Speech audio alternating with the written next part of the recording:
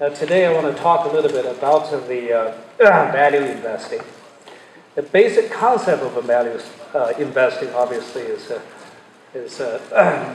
many decades old.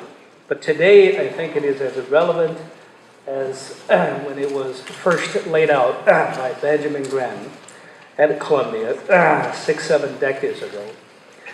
There's essentially just three basic ideas. The first one is that stock is not a piece of a paper that you trade, but is a representative fractional ownership of a company.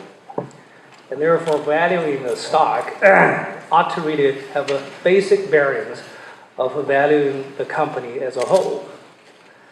And then secondly, that in valuing any financial asset, that you have to really predict the future, the discounted cash flow of the future cash earnings. And the future is inherently difficult to predict. And therefore, you really want to leave yourself a margin of safety so that you could be wrong or you could be right. But because the future is a distribution of opportunity, of statistic possibilities, say you bet on something that at 90% of the chances you could be right, but then a 10% chance occurred, and so all of a sudden it become 100%. So you want to leave enough of margin of safety. In other words, you want to buy at a low enough of a price, even if all the adverse events occurred against you in the future, you will still be in the game. It doesn't mean you won't lose money, but it just means that you will not lose so much that you'll be out of the game.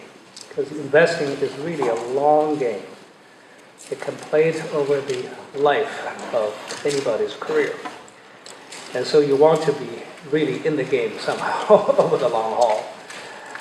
And the third concept is Mr. Market, to figure out a frame of mind to think that when the market is against you, you can really look at it as a neurotic Mr. Market that's prone for emotional and irrational behaviors.